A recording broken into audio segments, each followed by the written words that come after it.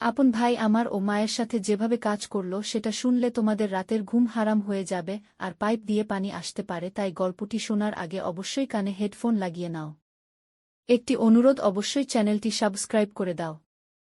আর যদি গল্পটি ভালো লাগে তাহলে ভিডিওতে একটি লাইক দিও। সকালের আলো জানালার ফাঁক দিয়ে ঘরে ঢুকছিল, আমার চোখে সেই আলো পড়তেই ঘুমটা ভেঙে গেল। পাশে তাকিয়ে দেখলাম ভাই গভীর ঘুমে, মা ওর কাঁধে মাথা রেখে শুয়ে আছে। আমার বুকের ভেতরটা একটু কাঁপল, ওকে দেখে এত শান্ত লাগছিল যেন কিছুতেই বুঝতে পারছিলাম না ঠিক কি করছি। তারপরও মন চাইল আরেকটু কাছে যাই। আমি ধীরে ধীরে উঠে বসলাম, শরীরে পাতলা একটা চাদর জড়ানো, ওর দিকে তাকিয়ে থাকলাম। ও হঠাৎ ঘুমের মধ্যেই হাত বাড়িয়ে দিল।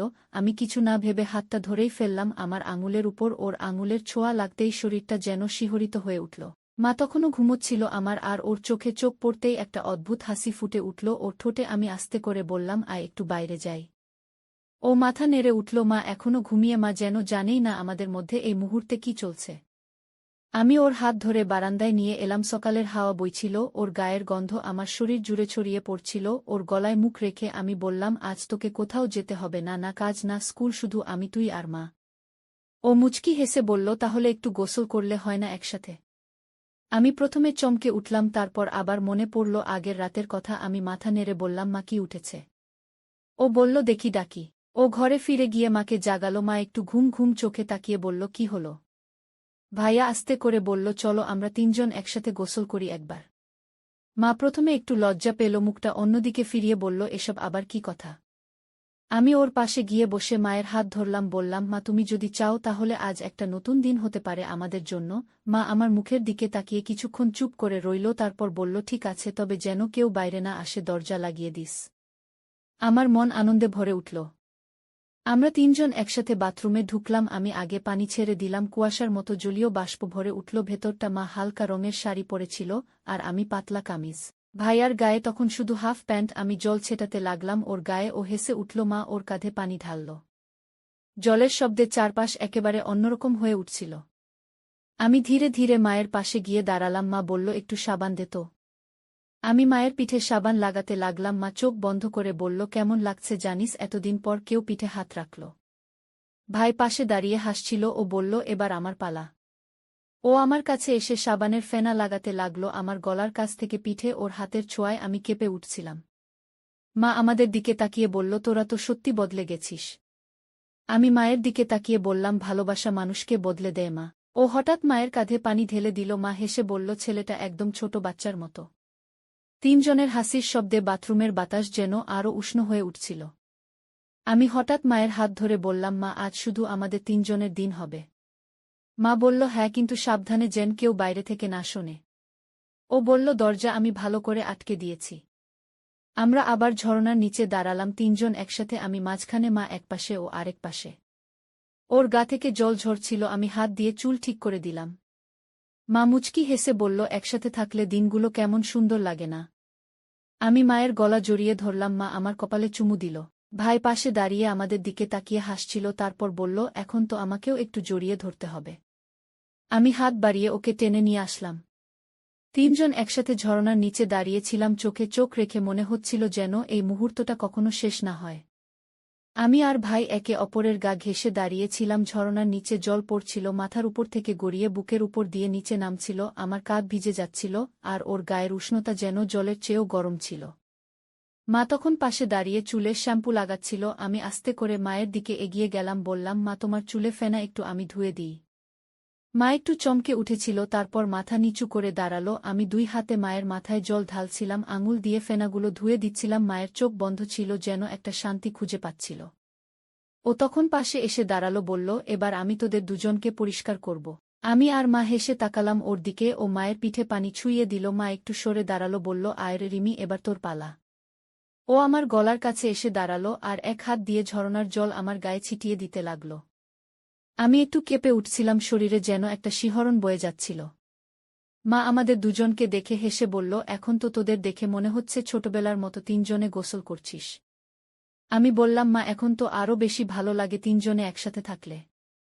ও আমার পেছনে এসে দাঁড়াল আর চুলের ভেতর দিয়ে হাত চালিয়ে বলল, রিমি, তোর চুলে তো দারুণ একটা ঘ্রাণ আছে। আমি চোখ বন্ধ করে বললাম, তুই থাকলে সবকিছু সুন্দর লাগে। মা তখন আমাদের পাশে এসে দাঁড়ালো, ওর কাঁধে হাত রাখল, বলল, আমি চাই এই মুহূর্তটা যেন কখনো না হারাই। তিনজন মিলে আমরা একটা মোটা তোয়ালে বিছিয়ে বসলাম। ঝরনার ধারে জল গড়িয়ে চলছিল, আর চারপাশে একটা গা ভেজা গন্ধ। আমি মাঝখানে বসেছিলাম, ও আমার এক পাশে, মা আরেক পাশে। মা বলল, তোদের দেখে আমার নিজের পুরনো দিনগুলো মনে পড়ে যাচ্ছে। আমি মায়ের দিকে তাকিয়ে বললাম, মা, আজ তুই শুধু মা না, তুই আমাদের ভালোবাসার সবচেয়ে আপন মানুষ। মা আমার গাল ছুঁয়ে বলল, রিমি, তুই এতটা বুঝে গেলি কবে? ও তখন আমার পেছন থেকে জড়িয়ে ধরল, গলার কাছে মুখ রেখে বলল, আমি তোদের ছায়ে থাকতে চাই সারা জীবন। আমি ওর হাতটা চেপে ধরলাম। মা আমাদের দুজনকে জড়িয়ে নিল। জলের শব্দ আর নিঃশ্বাসের শব্দ মিলেমিশে এক অদ্ভুত আবেশ তৈরি করছিল। আমি চোখ বন্ধ করে ওর বুকের সাথে ঠেস দিয়ে বসেছিলাম, ওর স্পর্শে শরীরটা কেঁপে উঠছিল। মা আমার চুলে হাত বুলিয়ে বলল, ভয় পাবি না, আমরা তো তোকে ভালোবাসি। ও মায়ের দিকে তাকিয়ে বলল, মা, তুমিও আমার। মা একটু থেমে বলল, তুই আমাদের ভালোবাসা ভাগ করে নে। আমি বললাম, তুই তো দুইজনের মাঝখানে সেই আগুন, যার পাশে বসলে ঠান্ডাও লাগে না, গরমও না, শুধু একটা শান্তি। ওর মুখে একটা মুচকি হাসি। আমি ওর দিকে মুখ বাড়িয়ে দিলাম, ও আমার কপালে একটা চুমু খেল। মা বলল, আজকের এই সকাল যেন সারা জীবন মনে থাকে আমাদের। আমি বললাম, তিনজনের শরীর ভিজে থাকলেও মনের ভেতর যেন একরাশ উষ্ণতা জড়িয়ে আছে। ও বলল, আমি চাই এই সকাল শেষ না হোক। মা বলল, তোর এই কথার জন্য তোকে আবার একটা চুমু প্রাপ্য। মা ওর কপালে একটা চুমু খেল, আমি ওর গলায় মুখ রাখলাম। আমরা তিনজন বসেছিলাম ভিজে শরীরে, একে অপরের গায়ের খুব কাছে। মা হালকা গলায় বলল, এখন আমাদের একসাথে একটা বড় তোয়ালে দিয়ে মুছতে হবে, যাতে ঠান্ডা না লাগে। আমি বললাম, আমি মায়ের পিঠ মুছে দিই। ও বলল, আমি রিমির চুলগুলো মুছে দিচ্ছি। তিনজন মিলে নিজেদের একে অপরের হাতের ছোঁয়ায় শুকিয়ে নিতে লাগলাম। মা বলল, আজকের দিনটা শুরু হলো আমাদের ভালোবাসা দিয়ে। আমি বললাম, আর এই সকালটা যেন আমাদের তিনজনের জীবনে চিরকাল জেগে থাকে। গোসল শেষে আমরা তিনজন একসাথে ঘরে ফিরছিলাম। আমি আগে হেঁটে যাচ্ছিলাম, তোয়ালে জড়ানো শরীরে। পেছন থেকে ভাই আমার হাত ধরে ফেলল। আমি একবার ঘাড় ঘুরিয়ে তাকালাম, ও মুচকি হেসে বলল, একটু দাঁড়া রিমি। মা তখন পেছনেই ছিল, বলল, কি হলো, তোরা এত কিসব ফিসফিস করছিস? আমি হেসে বললাম, কিছু না মা, একটু আদর করছিল আমাকে। মা হাসতে হাসতে বলল, এখনো তোরা ছোটই রয়ে গেলি মনে হয়। আমি বললাম, ছোট তো থাকতেই চাই, যদি তোমার কোল আর ওর বুক আমাকে আগলে রাখে। ঘরে ঢুকে আমি বিছানায় বসলাম, ও আমার পাশে এসে বসল। মা ওদের পাশে এসে বসতেই আমি বললাম, মা, আজ আমাদের একটা খেলা খেলতে হবে। মা অবাক হয়ে বলল, আবার কেমন খেলা? ভাই বলল, যার চোখ বাঁধা থাকবে সে আমাদের ছুঁয়ে বুঝবে কে মা আর কে আমি। মা হেসে বলল, বাহ, রিমি তো আজ একেবারে অন্যরকম মেয়ে হয়ে গেছে। আমি বললাম, ভালোবাসা মেয়েকে বদলে দেয় মা। ওর চোখে রুমাল বেঁধে দিলাম। ওর দৃষ্টি একেবারে অন্ধকার, ও মুখে শুধু একটা মুচকি হাসি। মা আমার দিকে তাকিয়ে বলল, ও যদি আমাদের চিনে না ফেলে তাহলে? আমি বললাম, তাহলে একটা পুরস্কার দিতে হবে। ও বলল, আমি রাজি। আমি প্রথমে ওর গায়ে হাত রাখলাম, গলার পাশে আঙুল বোলাতে বোলাতে বললাম, কে আমি বলো? ভাই বলল, তুমি রিমি। আমি একটু চমকে উঠলাম। মা পাশে হেসে বলল, এখন আমার পালা। মা ওর গায়ে হাত রাখল, গলা থেকে পিঠের দিকে আঙুল চালিয়ে বলল, এবার বল কে আমি? ও বলল, মা। আমি বললাম, বাহ, তুমি তো সব বুঝে ফেলছ। ও বলল, আমি তোদের ছোঁয়া ভুলিনি। আমি রুমাল খুলে দিলাম। ওর চোখে আলো পড়তেই আমার দিকে তাকিয়ে হাসল। মা বলল, এবার তোর পালা, চোখ বেঁধে রাখি। ভাই রাজি হয়ে মাথা নিচু করল। আমি আর মা মিলে ওর চোখে কাপড় বেঁধে দিলাম। এবার শুরু হলো সত্যি খেলা। আমি মায়ের হাত ধরলাম, দুজন একসাথে ওর গা ছুঁয়ে দিলাম। আমি গলার পাশে মুখ রাখলাম, মা পিঠে হাত রাখল। ওর গা কেঁপে উঠছিল। ও বলল, কে কার ছোঁয়া আলাদা করা অসম্ভব। আমি বললাম, তাহলে পুরস্কার তোর। ভাই বলল, পুরস্কার চাই না, শুধু চাই এই মুহূর্তটা হারিয়ে না যাক। মা বলল, তাহলে আজ আমাদের তিনজনের একটা দিন হোক, শুধু আমাদের। আমি ওর পাশে গিয়ে বসলাম। ও আমাকে জড়িয়ে ধরল। মা ওর মাথায় হাত রাখল। আমরা বিছানায় বসে একটা মোটা চাদর জড়ালাম, তিনজন একসাথে। আমার মাথা ওর কাঁধে, মা ওর পিঠে হাত রাখছিল। ও বলল, মা, রিমি, তোরা থাকলে আমার কোনো ভয় নেই। আমি বললাম, আমরাও তোকে ছাড়া কিছু ভাবতে পারি না। মা বলল, এই ঘর, এই বিছানা, এই সকাল শুধু আমাদের থাক। ও বলল, আজকের সকাল আমার জীবনের সবচেয়ে সুন্দর সময়। আমি বললাম, আজকে তুই শুধু আমার। মা বলল, আর আমাদের? ও হেসে বলল, আমি তোমাদেরই। আমরা তিনজন একে অপরকে জড়িয়ে বসে রইলাম। ঘরের বাতাসে তখন শুধু নিঃশ্বাসের শব্দ আর ভালোবাসার স্পর্শ। মা আমার কপালে চুমু খেল। আমি ওর গালে মুখ রাখলাম। ও আমার গলার নিচে চুমু খেল। তিনজনের শরীর একে অপরের গা ছুঁয়েছিল। আমার চোখে তখন শান্তি। মা বলল, রিমি তুই যে এতটা নিজের মানুষ হয়ে উঠবি আমি ভাবিনি। আমি বললাম, মা তুমি না থাকলে আমি তো নিজেকেই চিনতাম না। ও বলল, তোমরা না থাকলে আমি কিছুই ছিলাম না। সেই সকালটা যেন একটা নতুন পৃথিবীর দরজা খুলে দিল আমাদের সামনে। রাত তখন গভীর। চারপাশ একেবারে নীরব। রিমি বিছানার এক পাশে বসেছিল। ওর চোখে ঘুম ছিল না।